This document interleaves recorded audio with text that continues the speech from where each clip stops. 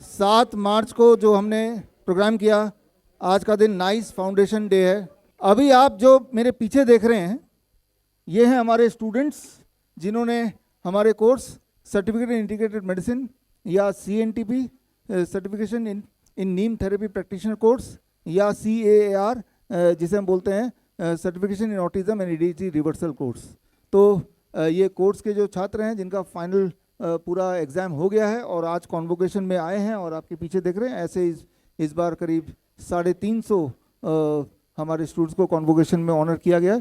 और इससे पहले आपने जो देखा, जो हमारे पहले बैच के स्टूडेंट हैं उन्होंने क्लिनिक खोले, डॉक्टर BRC क्लिनिक @home, और क्लिनिक हमारे पूरे देश दुनिया में करीब 20 देशों में है और भारत में अधिकतर हैं और 1000 से अधिक क्लिनिक हैं और ये अधिकतर लोगों ने घर पे ही खोले हुए हैं। और आज के कार्यक्रम का मुख्य संदेश या मुख्य उद्देश्य ये था बताने का कि बड़ी से बड़ी बीमारी आप सबने अभी देखा, कैंसर की बीमारी देखी, किडनी डिजीज़ देखी आपने, लिवर की डिजीज़ देखी, brain disorder, neuro developmental disorder देखा, आपने देखा गैंग्रीन देखा।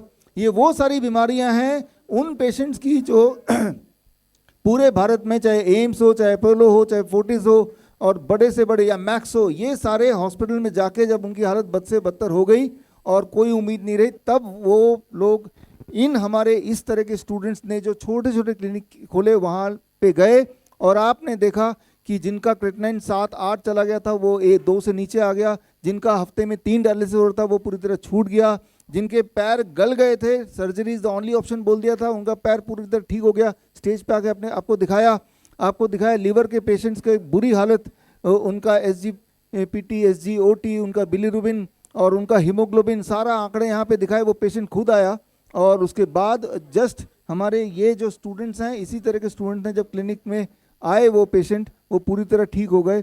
तो अलग अलग बीमारियों के हमने एक एक पेशेंट लिए थे और पहले 3 पेशेंट हमने दिखाए थे ऑटिज्म और ADHD रिवर्सल के। एक मैसेज जो मैं आपको देना चाहूँगा, आज हमारे देश में करीब 50 लाख ऑटिज्म के पेशेंट हैं जिनको ऑटिज्म का मतलब पता नहीं। तो इतना समझ लें कि बच्चे की उम्र 10 साल, उनका दिमाग 2 साल का, यानी कि 2 साल का दिमाग 10 साल की बॉडी में घुस गया। तो अब जिस तरह का बीमारी है वो ये है। ADHD मतलब एक बच्चे की बॉडी लेकिन अंदर बंदर का दिमाग।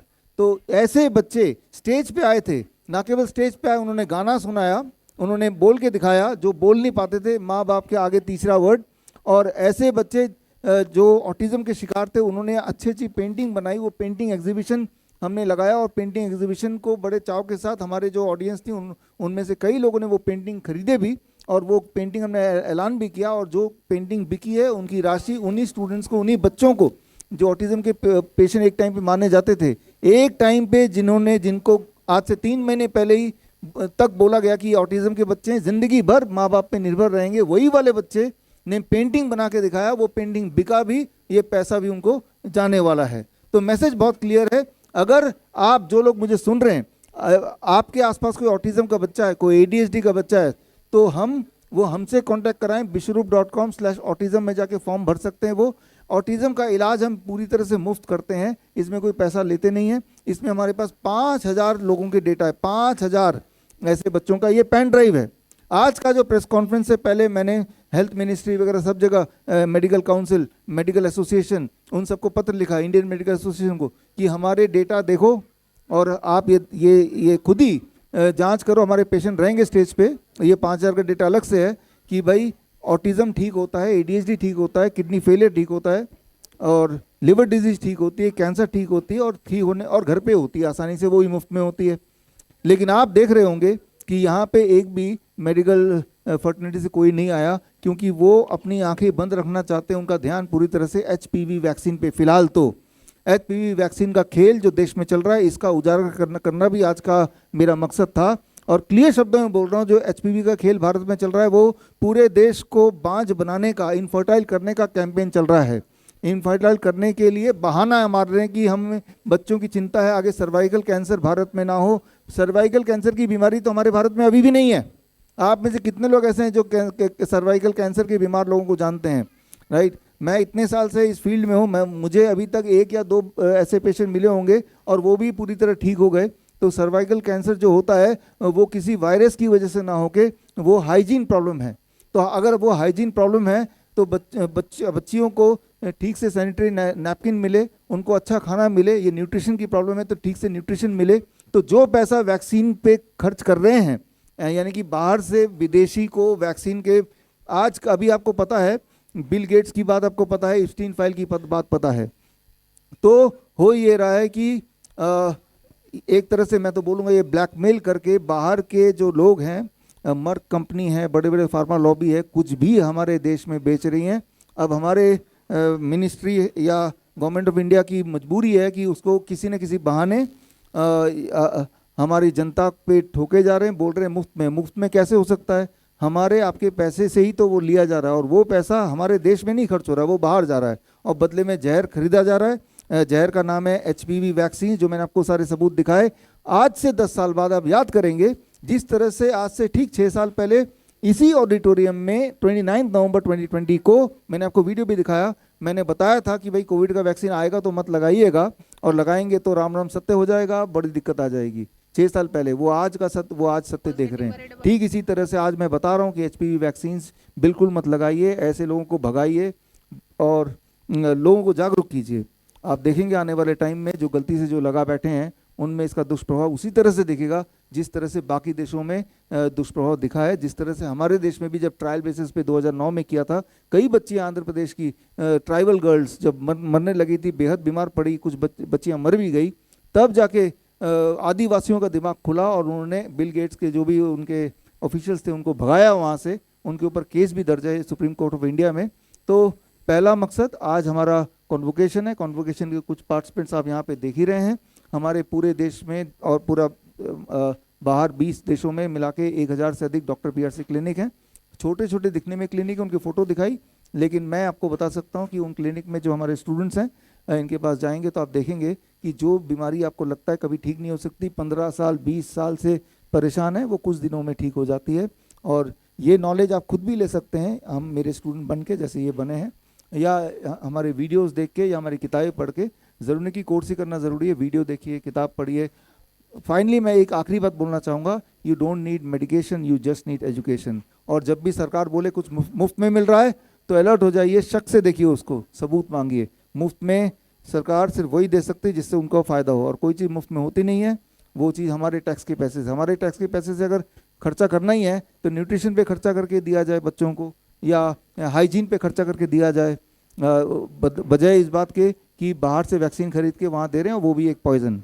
तो क्या लगातार कई वर्षों से ये काम करते चले आ रहे हैं, आप लोगों को जागरूक करते हैं, कितने लोग जागरूक हुए हैं और कितने पेशेंट आपके पास आ रहे हैं, और ये डॉक्टरों की संख्या बढ़ने की संख्या ज़्यादा बढ़ी है, पेशेंट आपके पास जा रहे हैं?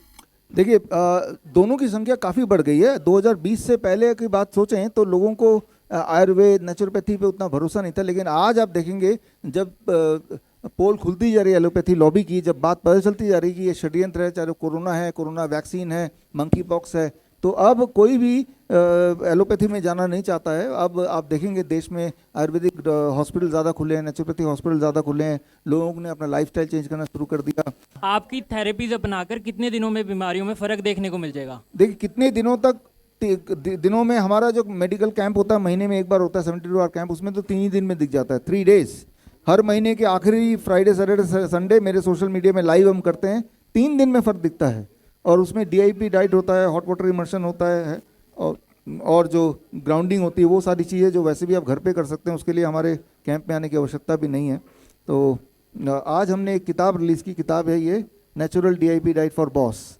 और इस किताब है तो कितनी पतली सी, ये किताब में जो लिखा अगर वो फॉलो किया तो आपको ये समझ आ जाएगा कि आपको मेरे पास भी आने की ज़रूरत नहीं, इनके पास भी जाने की ज़रूरत नहीं है। बस ये जो अंदर लिखा है उसको पढ़ के, और लिखा वही है जो आप घर पे कर सकते हैं और मुफ्त में कर सकते हैं, है ना। तो ये blood pressure, obesity, sugar, stiffness, ये मामला पूरा 10-15 दिन से ज़्यादा का नहीं है।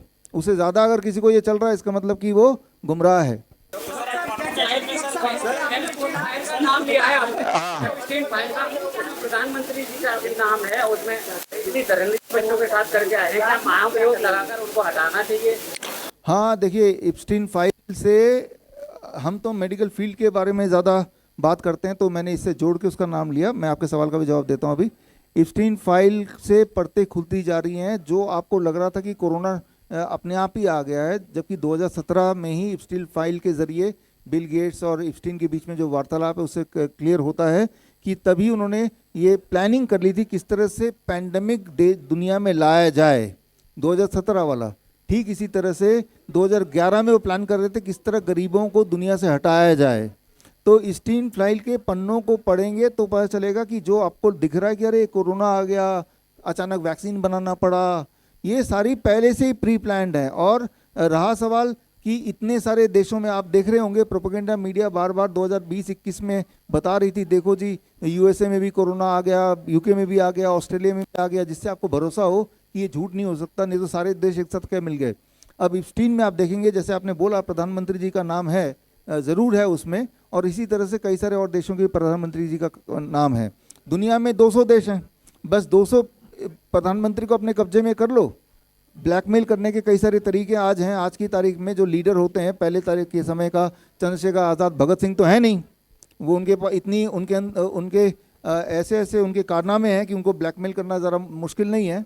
और एक बार अगर प्रधानमंत्री चुंगल में आ गया तो कभी भी देश में कोरोना लाया जा सकता है, वैक्सीन लाया जा सकता है। तो ज़रूर इन पे कार्रवाई होनी चाहिए। वो कार्रवाई कोई और नहीं करेगा, तो पब्लिक ही करेगी, वो समय ही करेगा। सर्वाइकल में भी आजकल चल रहा है लगवाने के लिए, तो क्या वो भी एक आपको ऐसा लगता है? वो है ही। ये 2024 में मैंने बता दिया था कि सर्वाइकल कैंसर के लिए ऐसा कुछ बोलेंगे, आएगा, और जो कि आप देख ही रहे हैं। तो ये भी षड्यंत्र का हिस्सा है, पॉपुलेशन कंट्रोल करने का हिस्सा है। ठीक है, हाँ। जो DIP डाइट है इस किताब में जो पूरी रेसिपी दी है वो करेंगे तो 3 महीने में कैटरैक्ट हो, ग्लूकोमा हो, चश्मा हो, अधिकतर लोगों का उतर जाता है, वो उतर ही जाएगा होपफुली।